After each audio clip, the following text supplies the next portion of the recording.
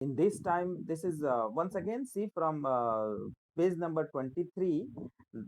We are continuing this story in the Kingdom of Fools. The first paragraph of this page, the goldsmith named the merchant. Goldsmith named the merchant, and he was none other than the original owner of the house whose wall had fallen.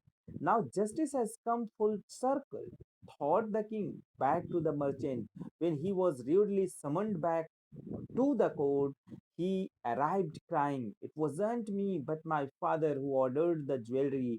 He's dead. I'm innocent." So the goldsmith told the name of that merchant who made the pressure on him to make his own jewelry, and that's why he excuses this dancing girl. The real merchant was the owner of that house which fall down, and the burglar had died. Again, the rude summon sent to him. एक बार फिर से उसके यहाँ आदेश भेजा गया, और ये दबाव वाला रूडली आदेश था, जल्दी से कोर्ट में प्रस्तुत हो जाओ।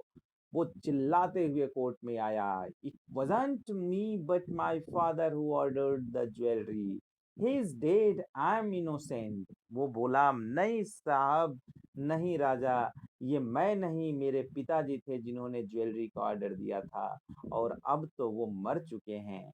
मैं बिल्कुल निर्दोष हूँ, इसलिए मुझे माफ कर दिया जाए।" See next paragraph. What happened? But the king consulted his minister and ruled decisively. "It's true, your father is the true murderer.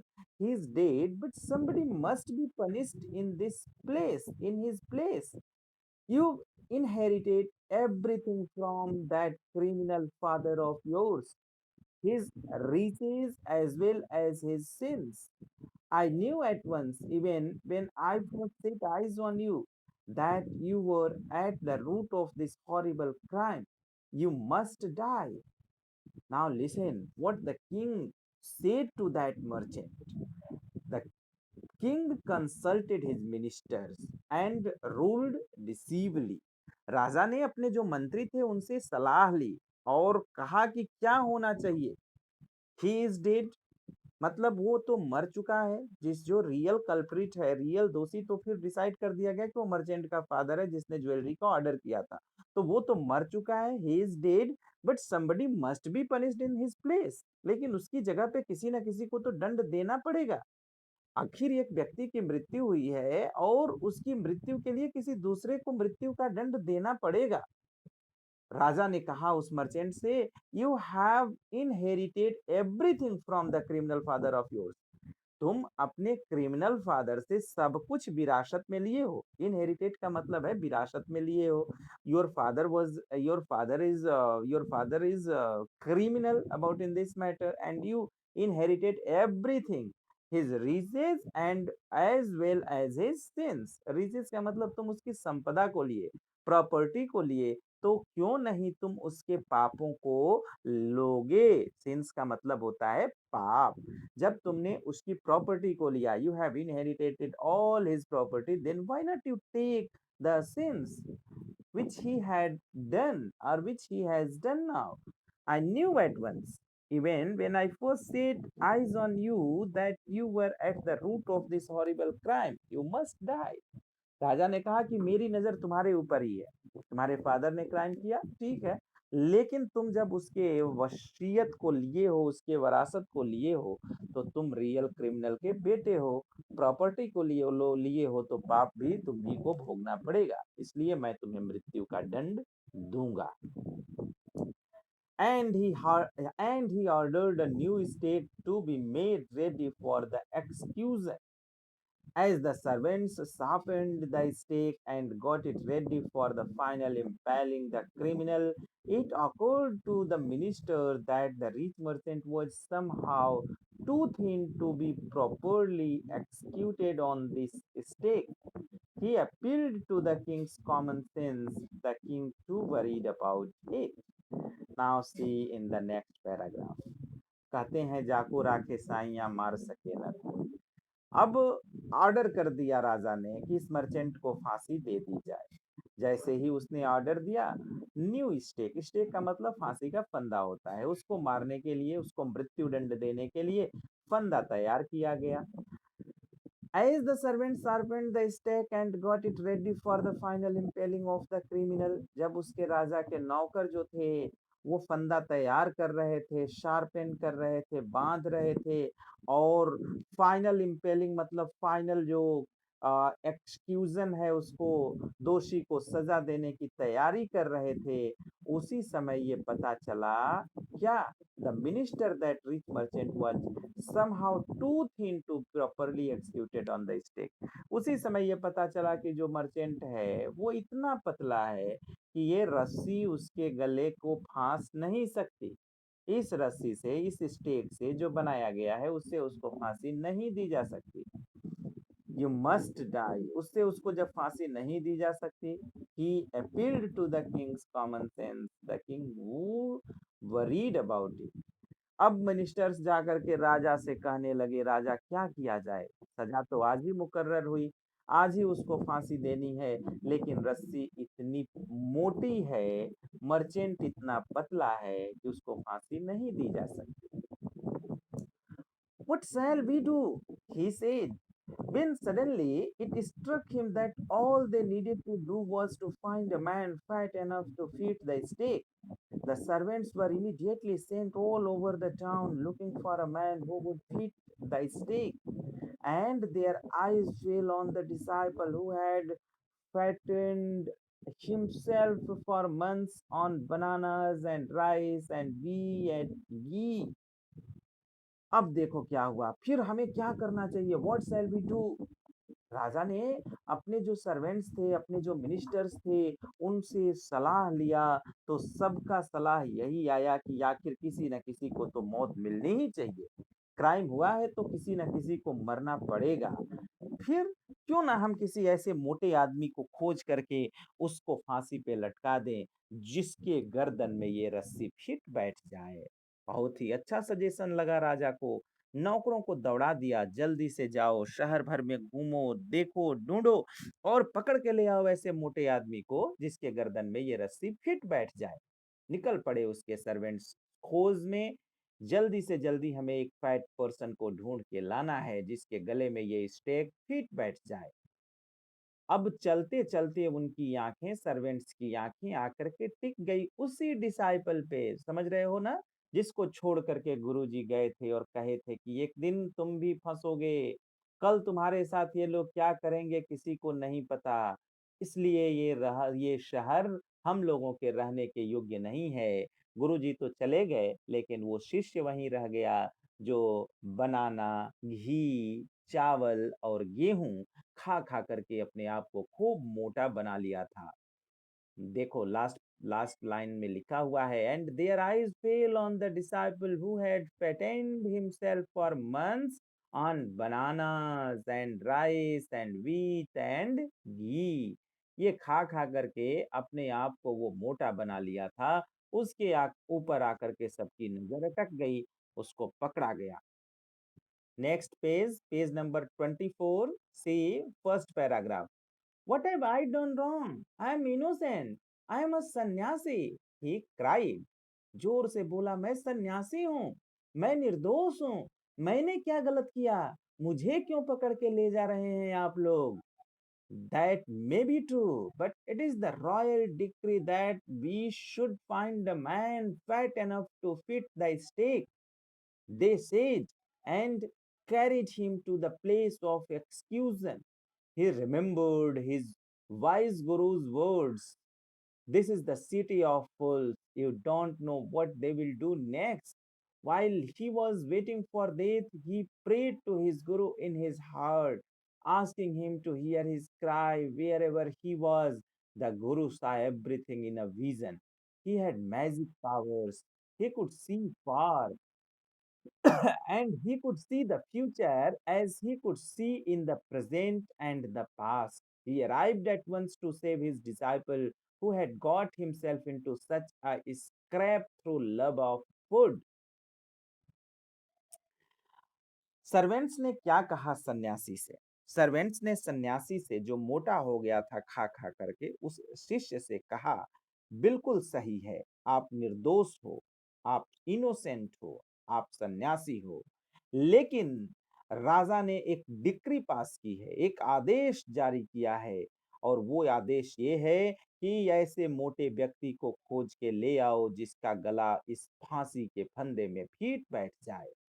और ऐसा कह करके उसको पकड़ के वो लोग उस जगह पे ले गए जहां पे फांसी दी जा रही थी। अब जब फांसी के फंदे के करीब पहुंच गया वो शिष्य, तो उसे अपने गुरु के शब्द याद आ रहे हैं। गुरु जी ने क्या कहा था? This is a city of fools, you don't know what they will do next. ये शब्द थे, इन्वर्टेड कामा में दिया हुआ है। गुरुजी ने कहा था, शिष्य, ये मूर्खों का शहर है, तुम नहीं जानते हो कि ये कल को क्या करेंगे, आने वाले वक्त में क्या करेंगे, इसलिए तुम्हें इस शहर को छोड़ देना चाहिए। While he was waiting for death, लेकिन वो शिष्य छोड़ा नहीं था। उस समय हम लोग पढ़े थे फर्स्ट पेज में ही, जब वो अपने डेथ का इंतजार कर रहा था, उसी समय, अंतिम समय, गुरु की हृदय से उसने प्रेयर किया, प्रार्थना किया, अपने गुरु को याद किया, और अपने गुरु को चिल्ला के बोला, याद करके बोला, दिल से बोला कि यदि आप मुझे सुन रहे हैं तो आप मेरा कल्याण करें। जो गुरु थे, saw everything in a vision. He had magic powers. He could see far, and he could see the future as he could see the present and the past. बड़े शक्तिशाली गुरु थे। उनके पास जादुई शक्ति थी। गुरु जी वर्तमान, कौन कर दिया? तो याद करता है अपने गुरु को। He remembered his guru, and the guru was very powerful. He had magic power. He could understand the past, the future, the present, everything. जान जाते थे गुरुजी। तत्काल अपनी शक्तियों का प्रयोग किया, और उसी समय वो वहीं पे उपस्थित हो गए जहां पे कि उनके शिष्य को फांसी दी जा रही थी, और who had got himself into such a scrape through the love of food, जो कि अपने आप को इस मुश्किल स्थिति में फंसाया था। गुरु का शिष्य जो था, वो डिसाइपल था, अपने आप को इस मुश्किल स्थिति में क्यों फंसाया था? इसलिए फंसाया था क्योंकि उसे खाने की बड़ी चाहत रहती थी, और यहाँ सब कुछ सस्ता सस्ता मिलता था। नेक्स्ट पैराग्राफ कंटिन्यू, हम लोग दो पीरियड इसमें पढ़ रहे हैं। नाउ यू ऑल सी, ये 10:40 तक था पीरियड, लेकिन कंटिन्यू हम करेंगे क्योंकि अगला पीरियड ही हमारा ही है, तो इसलिए हम कंटिन्यू करेंगे इसको, ठीक है ना? चलो next. As soon as he arrived, he scolded the disciple and told him something in a whisper. Then he went to the king and addressed him, O wisest of kings, who is greater, the guru or the disciple? अब देखो, गुरु ने यहाँ एक तकनीकी लगाई, एक दिमाग लगाया। जैसे ही वो आया, अपने शिष्य को जोर से डांटता है, और उसके बाद उसके कान में जा करके धीरे से कुछ कहता है, विस्परिंग करके कुछ कहता है, फुसफुसाहट के साथ कुछ कहता है। उसके बाद वो राजा के पास जाता है, और राजा को एड्रेस करते हुए कहता है, वो वाइजेस्ट ऑफ किंग, कहता है कि बुद्धिमान राजा, बड़ा कौन है, गुरु या शिष्य? Who is greatest, who is greater, the गुरु और द डिसाइपल? बड़ा कौन है, गुरु है या शिष्य है? Of course the guru, no doubt about it, why do you ask? राजा बोला, कोई डाउट नहीं है, गुरु बड़ा होता है, गुरु बड़ा है, लेकिन तुम ऐसा क्यों पूछ रहे हो? तो गुरु ने राजा से कहा, then put me to the stake first, put my disciple to death after me. उसने कहा, तो फिर मुझे आप पहले फांसी पे चढ़ाइए, मेरे शिष्य को फांसी पे मेरे बाद चढ़ाइएगा, पहले आप मुझे फांसी पर चढ़ाइए। Now see page number 25। When the disciple heard this, he understood and began to clamor, me first. You brought me here first, put me to death first, not him.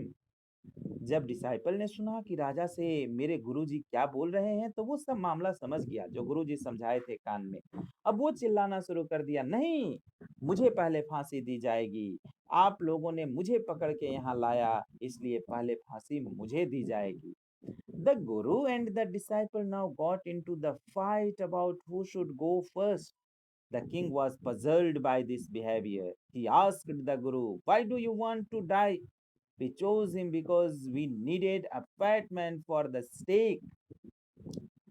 अब गुरु और शिष्य आपस में लड़ने लगे, मैं पहले जाऊंगा, मैं पहले फांसी चढ़ूंगा, मैं पहले मरूंगा, मैं पहले मृत्यु को प्राप्त होऊंगा। राजा तो कंफ्यूज हो गया, पजल्ड हो गया राजा कि आखिर ये लड़ाई क्यों लड़ रहे हैं। उसने गुरु को बुलाया और पूछा कि तुम क्यों मरना चाहते हो? हमने तो इस व्यक्ति को इसलिए चूज किया था कि ये फांसी का फंदा बड़ा था, इसके लिए एक मोटे व्यक्ति की जरूरत थी, इसलिए मैं हम लोगों ने इस मोटे व्यक्ति को चूज किया था। लेकिन तुम क्यों मरना चाहते हो? You shouldn't ask me such questions. Put me to death first, replied the Guru. आपको इस तरह से क्वेश्चंस मुझे नहीं पूछने चाहिए। मुझे पहले मृत्यु दंड दीजिए, मुझे पहले फांसी पे चढ़ाइए। गुरु ने कहा, Why, there's some mystery here. As a wise man, you must make me understand. रहस्य क्या है? मिस्ट्री क्या है? सीक्रेट क्या है? तुम बुद्धिमान जान पड़ते हो, मुझे ये समझाओ कि रहस्य क्या है, तुम क्यों फांसी पे चढ़ना चाहते हो?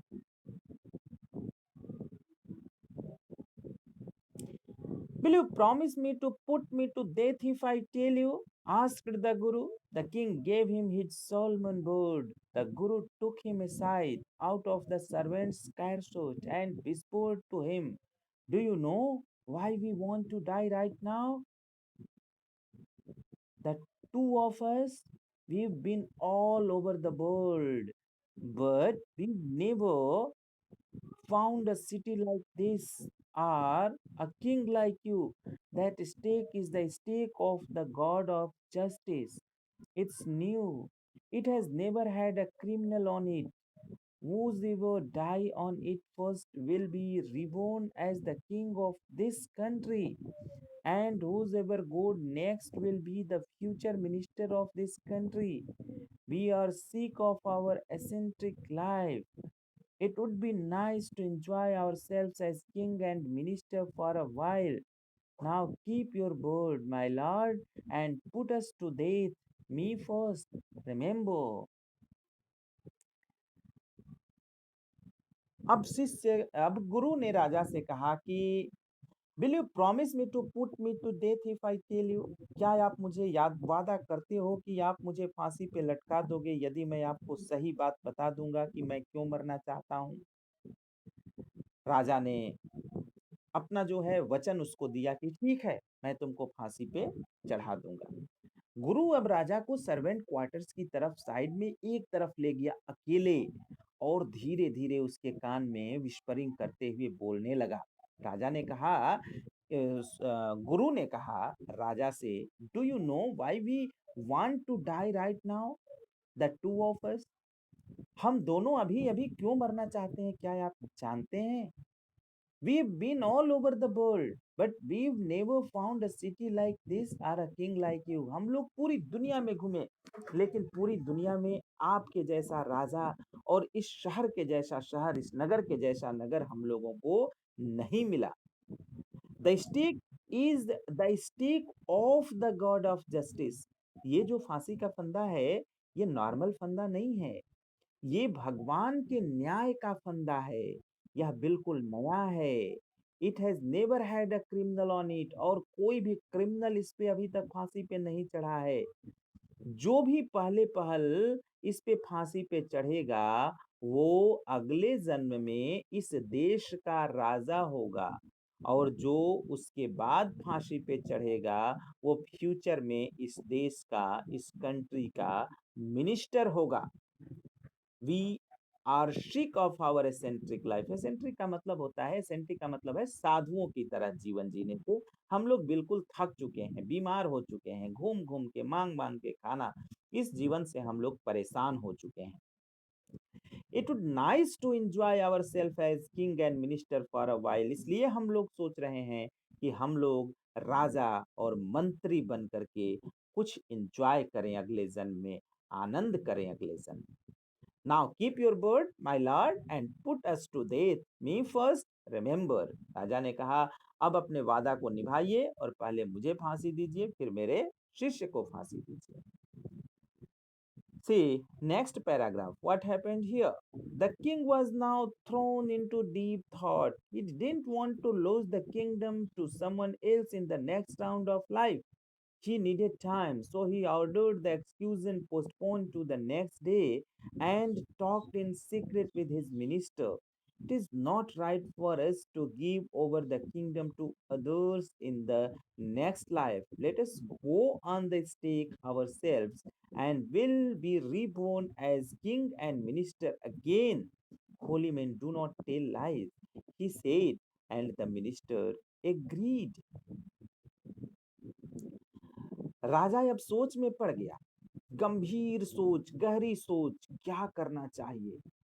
वो अपने राज्य को गंवाना नहीं चाहता था। लाइफ के अगले टर्न में, मतलब अगले जन्म में भी वो अपने राज्य को गंवाना नहीं चाहता था। He did not want to lose the kingdom to someone else in the next round of life, means in next life, new life, he did not want to lose his kingdom. That's why what he did, the king called a meeting with his minister, and for that particular day he postponed the execution. फांसी की सजा जो एक्सक्यूजन होने वाला था, फांसी होने वाली थी, उसको वो अगले दिन के लिए टाल दिया और अपने मिनिस्टर को बुला करके उसके साथ ये सीक्रेट बातचीत करने लगा, गुप्त बातचीत करने लगा। क्या गुप्त बातचीत उसने किया? उसने अपने मिनिस्टर से कहा कि ये अच्छी बात नहीं है, it is not right for us to give over the kingdom to others in the next life. ये अच्छी बात हम लोगों के लिए नहीं है कि हम लोग अपने राज्य को अगले जन्म में किसी अजनबी व्यक्ति को, दूसरे व्यक्ति को दे दें। और let us go on the stake ourselves and we will reborn as king and minister again. क्यों ना हम ही फांसी पे चढ़ जाते हैं, पहले मैं, फिर तुम, फिर अगले जन्म में मैं राजा बनूंगा, तुम मंत्री बनोगे। क्योंकि होली मैन मीन पवित्र आदमी, जो साधु है, जो सन्यासी है, वो झूठ नहीं बोल सकता। इसलिए हम लोगों को फांसी पे चढ़ जाना चाहिए। राजा की बात सुनकर के उसका मिनिस्टर, जो वो भी मूर्ख था, इडियट था, रेडी हो जाता है कि ठीक है, फांसी पे हमें चढ़ना चाहिए। So he hold the executioners, will send the criminals tonight. When the first man comes to you, put him to death first, then do the same to the second man. Those are my orders. Don't make any mistake. तो राजा ने order दिया। सो he told the एक्सक्यूजनर्स, जो फांसी देने वाले थे, जो जल्लाद थे, राजा ने उनको ऑर्डर दिया। क्या ऑर्डर दिया राजा ने? राजा ने कहा, will send the criminals tonight, आज रात को हम लोग क्रिमिनल्स को भेजेंगे, सेंड करेंगे। When the first man comes to you, put him to death first, जो पहला व्यक्ति तुम लोगों के पास आएगा उसको पहले पहल फांसी दे देना, मृत्यु दंड दे देना। Then do the same to the second man, उसके बाद जो दूसरा व्यक्ति आएगा उसको भी तुम लोग फांसी पे चढ़ा देना। Those are my orders, don't make any mistake, ये हम लोगों का ऑर्डर है, हम लोगों का, ये राजा ने कहा कि ये मेरा ऑर्डर है, इसमें कोई गलती नहीं होनी चाहिए। That night the king and his minister went secretly to the prison, released the guru and the disciple, disguised themselves as the two, and as arranged beforehand with loyal servants were taken to the stake and promptly executed. उस रात को राजा और उसका मंत्री गुप्त रूप से jail के अंदर चले गए।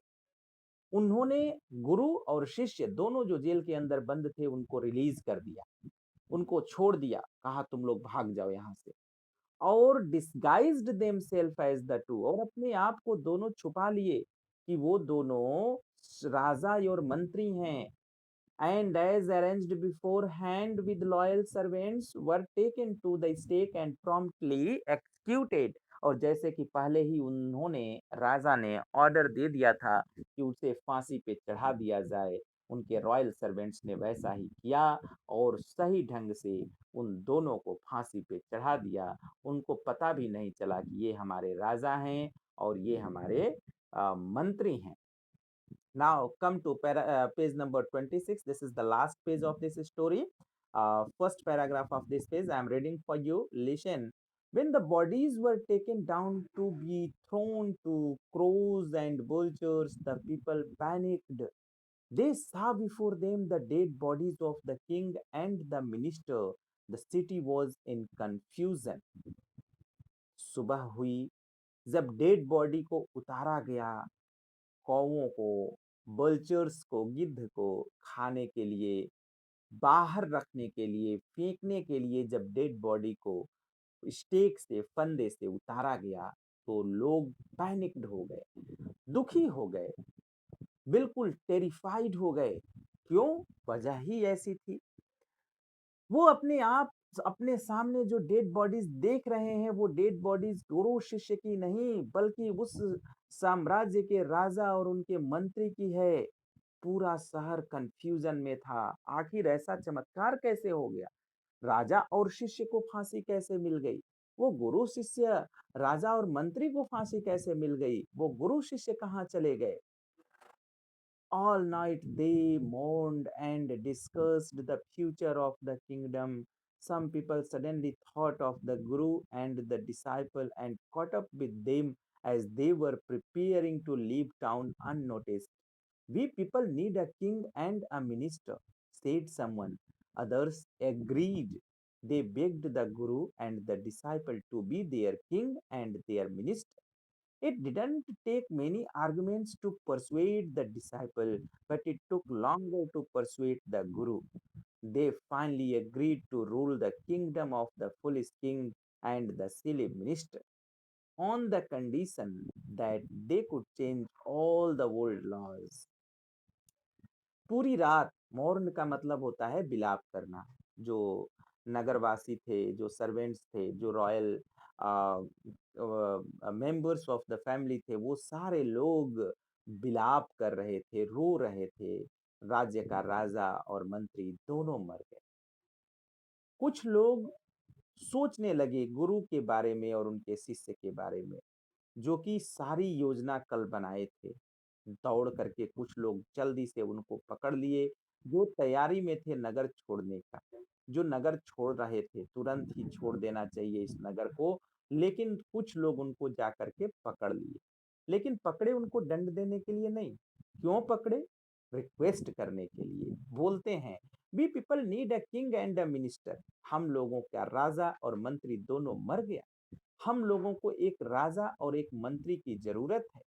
कुछ लोगों ने उनसे रिक्वेस्ट किया और उनके बाद कुछ दूसरे जो लोग थे वो सहमत थे कि हाँ हाँ हाँ हाँ, हम लोगों को राजा और मंत्री की जरूरत है। अब ये लोग गुरु और शिष्य से निवेदन करने लगे, गुरु जी आप राजा बन जाएं और शिष्य आप मिनिस्टर बन जाएं। शिष्य तो तुरंत ही तैयार हो गया। It did not take many arguments to persuade the disciple. Disciple को परsuade करने में बहुत ज्यादा वक्त नहीं लगा। वो तैयार हो गया मिनिस्टर बनने के लिए। उसको तो जानते ही उसका स्वभाव कैसा था, खाने पीने का लालची आदमी था। वो तैयार हो गया, लेकिन गुरु को मनाने में बहुत वक्त लग गया। राजा बनने के लिए गुरु बहुत बाद में तैयार हुए और अंत में जब वो तैयार हुए, उस मूर्ख राजा के साम्राज्य को, उस मूर्ख मिनिस्टर के राज्य को संभालने के लिए, तो उन्होंने सबसे पहला जो काम किया वो ये किया कि उसकी जो पुरानी व्यवस्था थी, जो लॉज उसने बनाए थे, उन लॉज को चेंज कर दिया। सारे लोग दिन में काम करेंगे और रात सोने के लिए है, सारे लोग रात में सोएंगे। हर वस्तु एक डुड्डू की नहीं मिलेगी। वस्तु की मूल्य उसके उपलब्धता और उसके महत्व के ऊपर निर्भर करेगी। इस तरह के जो पुराने रूल्स मूर्ख राजा ने बनाए थे, वो सारे रूल नए राजा ने, नए गुरु ने चेंज कर दिए। तो देखो, राजा जो है वो अगले जन्म के लिए मृत्यु को चढ़ गया, फांसी पे चढ़ गया कि शायद मुझे किंगडम मिलेगा, और यहाँ गुरु और शिष्य को किंगडम इसी जन्म में मिल गया। इसलिए सत्य ही कहा है कि हमें स्वर्ग या नर्क के चक्कर में बहुत नहीं पड़ना चाहिए। स्वर्ग और नर्क तो यही है, और ये हमारे हाथ में है कि हम अपने जीवन को कैसा बनाते हैं, स्वर्ग जैसा बनाते हैं या नर्क जैसा बनाते हैं। From then all, night would again be night and day would again be day, and you could get nothing for a duddu. It became like any other place. तब से मैंने जैसे पहले बताया, अब वो रात रात हो गई, दिन दिन हो गया। लोग दिन में काम करेंगे, रात में आराम करेंगे, और अब वहाँ पे आप एक डुड्डू में कोई भी चीज नहीं पाएंगे। और जगहों पे जैसे महंगाई है, उस नगर में भी वो महंगाई हो गई। सारी वस्तुओं का उचित कीमत निर्धारित कर दिया गया, और वो जगह भी अन्य जगहों की तरह सुखी और संपन्न हो गया। तो इस तरह से ये कहानी, you are seeing a Kannada folk tale from A.K. Ramanujan's folk tales from India. This story has been brought out from A.K. Ramanujan's folk tale from India's uh, book, and it is a famous folk tale in Kannada. Kannada Karnataka की भाषा है, तो कन्नड़ भाषा का ये एक लोक कथा है। लोक कथा जो गांव में कही जाती है, कहानी है कन्नड़ भाषा का। तो इसको ए के रामानुजम ने अपने एक बुक में, जिसका नाम था फॉक टेल्स फ्रॉम इंडिया, उसमें कंपाइल किया था, और ये कहानी यहाँ पे दी गई है। Very nice story, this one very nice story. So is there any doubt, any students, regarding this story? Is there any doubts? You can ask. कोई दिक्कत, कोई डाउट किसी को, कोई क्वेश्चन?